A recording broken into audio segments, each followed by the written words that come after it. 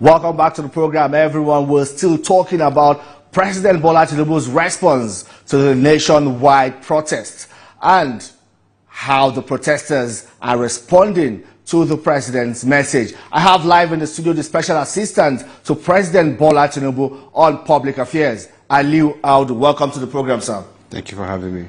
Good evening. Yes. What's the central message in President Bola Tinubu's statewide broadcast in appealing to protesters? I think it was basically to acknowledge their fundamental right to protest, peacefully. Then he acknowledged the young protesters and their desire for a better and a more progressive country where their hopes, aspirations, and their dreams can be fulfilled. He basically commiserated.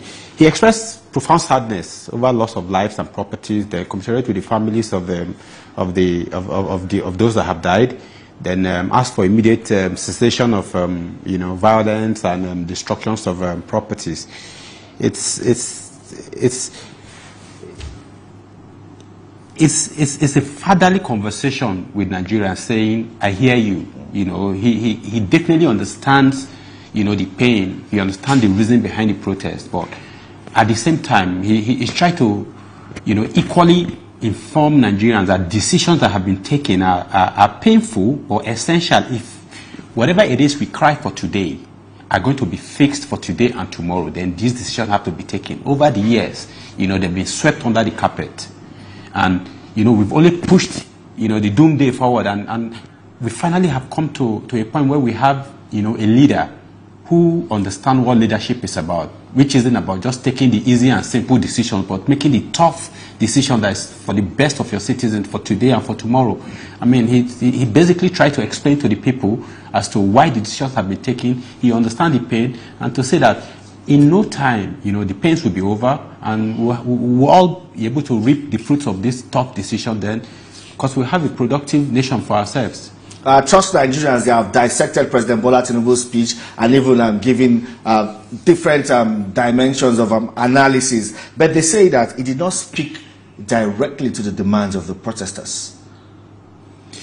Now, this is where I think we need to get understanding of what the situation is. It's what Mr. President has been doing and spoke to again today is addressing the root cause of the protest. What a lot of people would want to hear, it's face dressing of injury or wound as it is, which is exactly what we have done over the decades. It hasn't paid off. And we're at a point where a leader has had to take a decision that could have been taken many years back. Our resources is finite, but we have an ever-increasing population. As we speak, our population increased by 1 every 6 seconds. What it means is that we're going to have more mouths to cater for, more people to address to, but our resources aren't growing. If we do not set the fundamentals of our national economics in a way that will be able to create enabling environment for local and foreign investors to come in, invest their funds, create jobs, create wealth, so that people can live and fulfill their dreams, we're not going to have the country we want to have. All we want is just face dressing today, then we're back to it in a few days. It's a good thing that we have a leader who understands the fact that for a country to move from a third world country to a first world country, you have to go through this pain. You look at Turkey, we look at China, we look at India. They've all been through this phase. If we are going to be, all of the countries we run to today, all of the country our citizens run to today for greener pasture, have had to make this decision.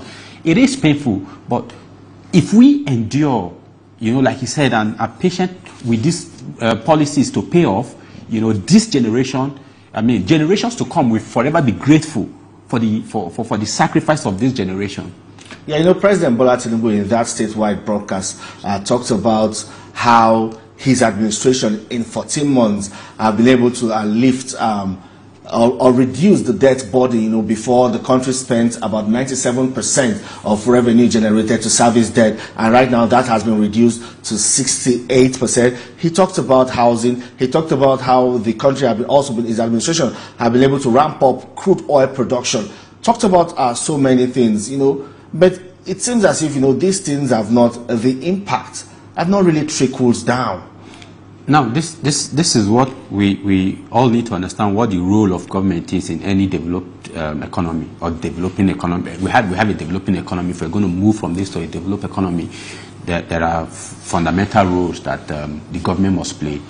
And what we've done over the years is, this fuel subsidy as it is has not been enough to get, the best of our abilities from our citizens. I mean, it's just a few people who have benefited more from it than the larger population. And if it's going to ever, benefit every Nigerian, then there are some, functions that the government must perform. We need to have a stable economy. We need to have an economy that is able to attract the best of investors from across the world. Let them know that when they come in and they invest their money and they create jobs and create wealth, they'll be able to go away with their profits.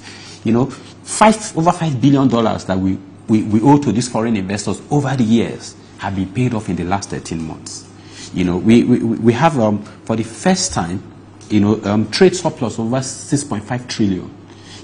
Then he talked about our national revenue growing. This first half, we already have about 9.1 trillion, which means, we're not going to have so much deficit in terms of our budget funding. Now, what does the government do to provide the environment for Nigerians to be able to actualize their dream? Infrastructure. Lagos, Calabar Coastal Highway, the Sokoto-Badagry Expressway. Now, over the years, what we have done as a nation is we are building road. A former head of state or a former minister or a former one person wants the road to pass through his village just for that. But Mr. President has taken time in the design of this road. He has re-emphasized that we must design that any funds from the public, any public fund expended, we have the best of it. We create best opportunity for citizens to be able to tap into. Now we look at the Sokoto-Badagry Expressway. Along that road alone, we have about 63 dams that are going to be built in it. What will this do to agriculture in terms of, what's it called now? Increasing productivity. Increasing adding value. Dry season farming. He passed the electricity bill in such a way that he has decentralized, generation, transmission, distribution, even regulation, in such a way that even local government entities can now generate. When you have 63 dams, that gives opportunity to private sectors at different points to be able to generate however small, however big they can generate, and distribute within their community and move these people from the national grid.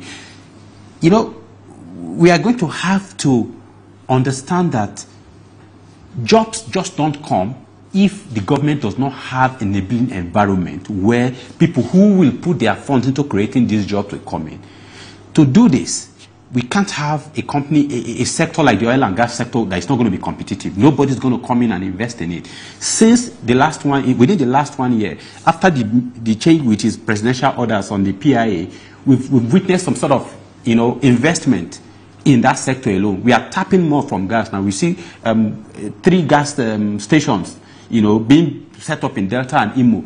I mean, there's been improvement in our energy production because the gas supplies, the debt owed in the energy sector that's been owed for how 1.3 trillion. He has scheduled on how those things should be paid. The initial $130 million has been paid from the $1.3 billion owed to them. And he has said the royalties and revenue from all of these things will be used to pay. He has structured how these debts are going to be paid. And the only way this happens is because we are going to have a competing environment, and for this to be functional, jobs will be created, and the spending capacity of individuals of Nigeria will be raised.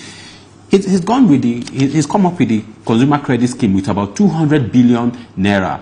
What this hope to address is, over the years, you've had to spend, pay 100% for houses, 100% for cars, 100% for essential goods.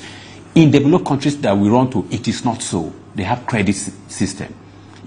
He's brought this in such a way that consumers' strength, spending power can be increased with this credit facility. He's planned to put 1 billion naira to 75 large manufacturers to boost our manufacturing sector in such a way that this consumer credit, the manufacturers are boosted, the consumer spending power is boosted. I mean, you're going to have manufacturers producing something that the consumers can afford to buy. And, all of this is to stabilize our economy and create wealth. And okay, now that the president is calling for dialogue, do you have a feel, or do you get a sense that these protesters are also ready to meet the government halfway? It's the very essence of activities like protest, even war, is to invite the warring parties to table for dialogue. They are never, the end. They are never the solution in itself. War is never a solution in itself. Protest should never be a solution in itself. It's to be able to now come to a table and say, okay, these are our grievances. Then the other parties, which is exactly what Mr. President has always been open to that. And I think if the very essence, if the real intention behind this protest is to bring this genuine concern, which the president recognizes, is not to say, okay, we have seen all you have listed. I mean, we expect that they go through it, and say, this way we think some of these things you have listed should be done so that we can feel better about it. He has had to change policies in the past. He has shown that if he has, if you present a superior argument, he will listen. He's a listening president. I mean, I think the right thing to do at this point is to, halt the protest, come to the table, speak with government, make demands, look at the demands, look at what the president has put forward, and make. They have also made demands, one of which is also the reduction or the return of the pump price of petrol to, I think, about 100 naira, a return of the electricity tariff to what it used to be, free education from, I think, primary up to the university level, and, reduction in the cost of governance. And they have other demands lined up like that. Is the government ready to make these concessions? Now, like we've explained, and like Mr. Reno did say, with the subsidy being paid in the past, we're spending 97% of our revenue to service debt. We're spending more money to import fuel than we're even selling crude oil. That wasn't completed. That's not sustainable. Now, look at the electricity bill. We want to bring down the tariff. Someone like Professor Beth Nagy, his company, that has just, he got a loan of hundreds of millions of dollars to set that up. How does he recoup his money? If it is not competitive, if the sector does not produce, if the sector does not pay, if those products, the services, is not able to pay for the services being rendered, if the pay, you drive business people out of the environment. So I don't see how some of these are realistic. In terms of education, education is expensive. And that's why Mr. President has brought about the student loan. Right now, about 45.6 billion have been prepared to be spent on students and various institutions. It's not just to pay for their tuition, but for their upkeep, for the period they are in school for. All of this, while we cannot afford free education, but we must ensure that every citizen of this country who is desirous of being educated to the highest level get the support he needs from government. That is what developed countries do. And that is exactly what we go to America, we hear about student loan, we hear about education loan. That's exactly what he's replicating. The only way we get to that stage where they become so, attractive that we run there is because they have had to put this system in place. This is exactly what we are trying to build. But there's going to be a gestation period for all of this to come to life. Which is why, as a generation that have to bear this brunt, we should look at not just today, but tomorrow equally, and ensure that our action today align with our desire for tomorrow.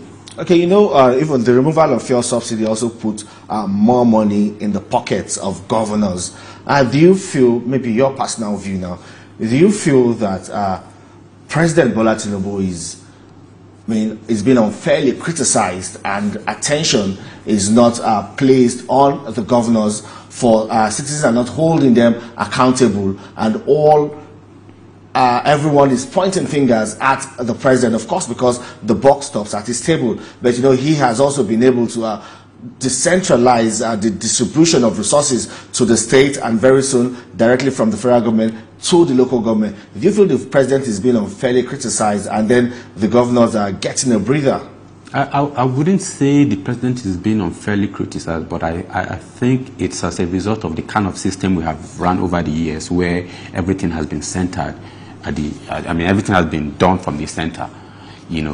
since the collapse of the regional system, when we started operating the unitary system, it's been, federal government doing everything. But when we look back at the days when we used to have the local government development education authority, local government, in agriculture, local government in construction, and what I would say is that the distrust that has existed between the people, it's quite unfortunate that, it's happening with a president like President Bola Tinubu, because he has a track record that shows that he has always been for decentralization of responsibilities and power. When he was governor in Lagos, how he created more local government, in a bid to take governance closer to the people. And that's the fastest way to ensure development. The Supreme Court judgment that he just got recently, which he talked about the local government financial autonomy, speaks to the fact that if the state government, the federal government, and the local government are doing what they should do consecutively, simultaneously, the speed of development will be increased. This is all. We can be very emotional about the current state of things, but when we look at this action and we look at it, logically, then we realize that, okay, this man has to have, the sincere interest to ensure, growth and development that will, create an environment for Nigerians to be able to, harness their potential and live, a fulfilling life. Then you understand that he has not just only given the last 8 months 570 billion naira to state governors to alleviate this pressure, from these policies. Look at how the federal allocation is shared, and you realize that the federal government has probably just about less than 40% of it. The remaining almost 60% goes to the state and the local government.